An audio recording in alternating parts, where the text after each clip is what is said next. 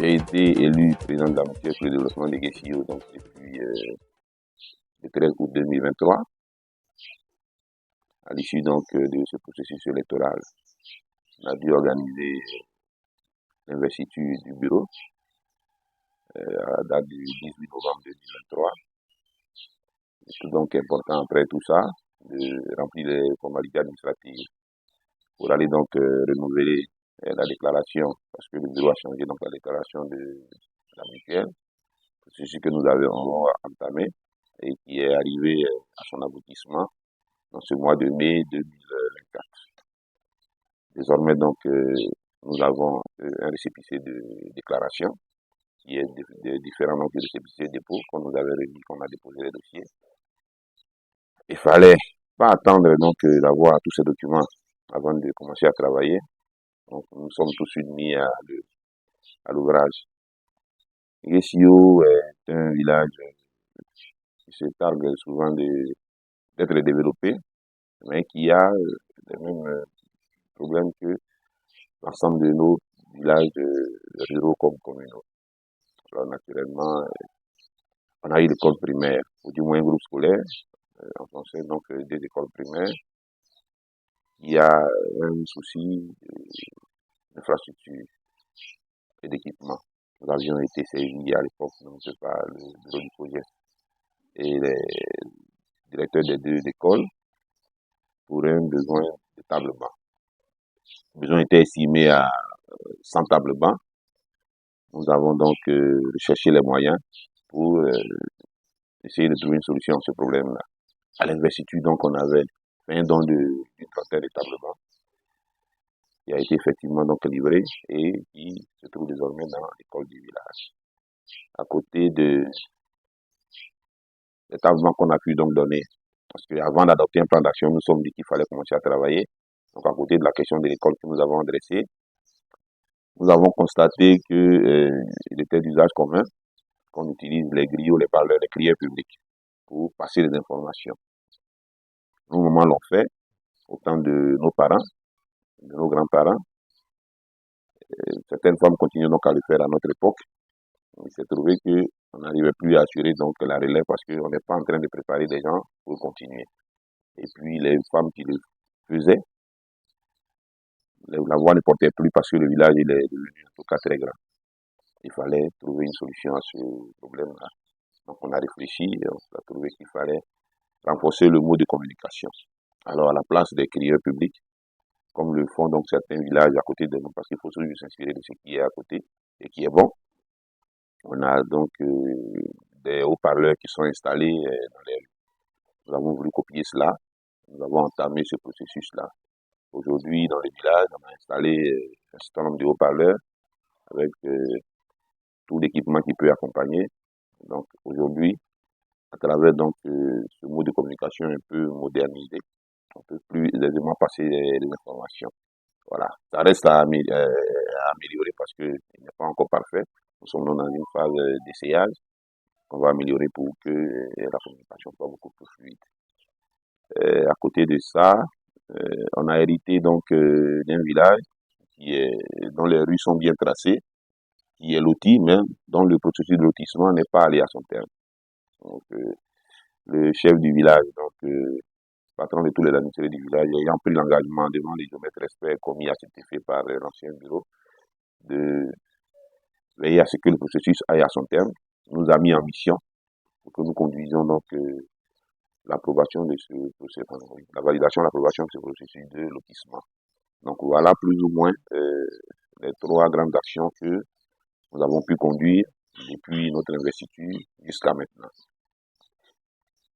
On a à côté de cela donc prévu élaborer un plan d'action parce que nous estimons que quand on conduit une action, il faut un repère. D'où est-ce qu'on part et où on va. Voilà. Quand demain, on va revenir devant la population pour faire un bilan, pour qu'on puisse nous apprécier sur voilà, ce qu'on avait promis faire et là où on en est. Parce que si on veut tout embrasser, il est clair qu'on n'aura pas de repère véritablement pour juger notre action. Donc on a voulu faire des plans d'action annuels, au lieu de le faire donc sur le quinquennat, donc va durer le mandat. Alors pour l'année 2024, nous avons donc voulu être réalistes parce que l'année est suffisamment entamée. Aujourd'hui, nous sommes au mois de mai 2024. Il nous reste seulement 7 mois donc pour boucler l'année. Nous savons qu'il y a beaucoup de situations adressées dans le village, mais il fallait être réaliste. Alors, partant de ce fait-là, nous avons voulu faire un plan d'action qui s'articule autour de quelques domaines sensibles. Pas que les autres ne sont pas sensibles et ne sont pas importants. Nous avons trouvé que tout à l'heure, je parlais premièrement donc de la communication au niveau du village qu'il fallait renforcer. Donc, les haut-parleurs sont là, mais comme j'ai dit, il faut continuer le processus. Il faut continuer le processus pour l'améliorer. Au-delà même des haut-parleurs, nous voulons avoir une radio locale, qu'on puisse donc mieux communiquer, échanger avec notre jeunesse surtout, et nos mamans, les populations donc les plus défavorisées, pour voir donc comment les amener à s'occuper sainement. Donc en mettant en œuvre des activités génératrices de revenus, en les sensibilisant sur les règlements intérieurs donc qui existent dans les villages, en les sensibilisant sur les lois nationales, voilà, pour qu'ils soient donc au fait de tout ce qui régit donc la vie communautaire. On a trouvé que le cadre le mieux approprié donc pour faire ces échanges-là, à travers donc des émissions, des débats et tout ça, c'est une radio communautaire. Donc on envisage passer donc du système de communication, les haut-parleurs, à une radio communautaire. Donc il faudra donc renforcer les équipements qu'on a déjà rendus disponibles. Voilà l'une des premières actions donc qu'on voudrait mener au cours de cette année. À côté de volet communication, nous pensons qu'il faut renforcer la visibilité du village. Guessio est un village carrefour, parce que là, quand on sort de Gagnon au corridor, on a deux axes. L'un qui va ici à Daloa, un autre qui va donc à Soubré et San Pedro. Ce carrefour-là, nous pensons qu'il faut l'améliorer. Il faut le rendre beaucoup plus beau. Donc on envisage pour cette année 2024 faire du planting du gazon donc, à ce carrefour, l'embellir avec des fleurs et pourquoi pas avec des petits bancs pour en faire un jardin où on peut venir donc se divertir. Ça, c'est pour l'embellissement de l'entrée. Mais en même temps, comme j'ai dit, c'est un village carrefour qui a 3 sorties. Alors ces sorties-là, il faut pouvoir mettre un panneau pour signifier qu'on rentre donc dans notre belle cité de Guessio. Donc on va mettre des panneaux à chaque entrée, ces différentes entrées ou 3 entrées, pour que le passage ou alors celui qui vient à Guessio sache exactement qu'il est arrivé à Guessio. Donc il y a ce volet-là qu'il faut renforcer. À côté de cela, il y a la question de l'école, où on avait donc entamé le don de table-banc pour renforcer les équipements de l'école. Je disais que le besoin était estimé à une centaine de table-bancs. Il faut donc renforcer parce qu'on en a donné 30, il y a 70 qu'il faut encore rechercher. Voilà, il y a du travail à faire à ce niveau-là. Nous nous sommes dit aussi qu'un développement véritable, c'est celui-là qui prend en compte les aspirations véritables des populations. Voilà, il ne faut pas donc en tant que bureau de mutuelle se réunir au niveau du bureau pour décider pour les populations. Il faut plutôt partir des aspirations des populations. Donc il faut régulièrement communiquer avec ces populations-là pour avoir leurs besoins réels. Donc il faut partir de la population, il faut renforcer le cadre de concertation, venir régulièrement au contact des populations pour avoir des assemblées générales, pour les écouter, et puis savoir ce qu'elles voudraient bien qu'on priorise pour prendre cela comme une boussole. Alors, dans un premier temps, en attendant d'élaborer un document de planification stratégique, donc un plan de développement local pour le village de Guessio, qui est l'une de nos priorités aussi pour l'année 2024. Pour l'instant, pour nous, il faut tenir régulièrement des assemblées générales, qu'elles soient ordinaires, bien extraordinaires, selon les besoins, pour avoir donc les aspirations des populations.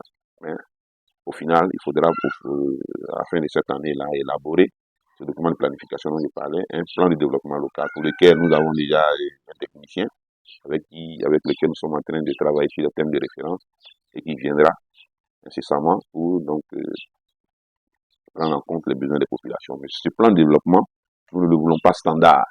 Nous souhaitons donc qu'ils mettent en avant surtout le volet employabilité. Voilà, donc il sera axé sur l'emploi des couches défavorisées, les jeunes, les femmes. Il est bon d'avoir un village qui est beau, mais le plus intéressant, d'avoir un village où les populations sont épanouies, surtout parce qu'elles arrivent à se prendre en charge, parce elles sont autonomes, voilà, financièrement. Donc si on a un plan de développement qui peut nous faire ressortir les axes d'orientation en termes d'emploi, nous pensons véritablement que avec nos parents, nous pouvons donc adresser cette question de l'emploi-là, qui est d'ailleurs même une préoccupation nationale. Voilà. On a le secteur de la santé qu'on voudrait bien aussi adresser.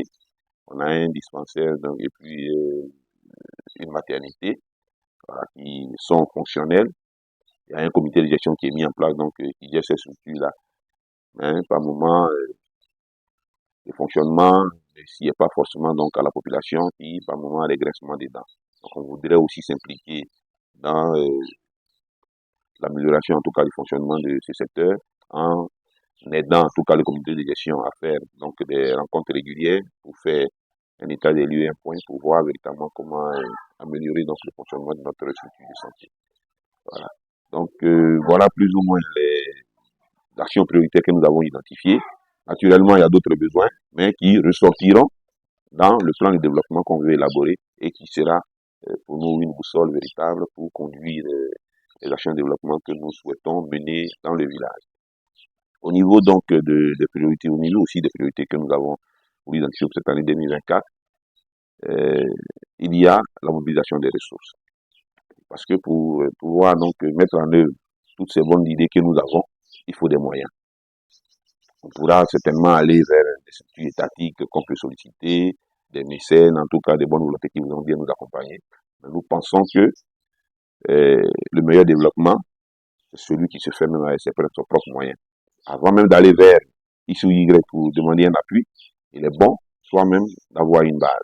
Alors pour avoir cette base-là, il faut que nous mettions nous-mêmes à contribuer, nous mettions la tâche pour contribuer financièrement donc, au développement de notre village. Je voudrais déjà me féliciter pour l'esprit qui est né, en tout cas avec la mutuelle, où aujourd'hui, quand on lance une cotisation au niveau du village, on sent une implication véritable des populations.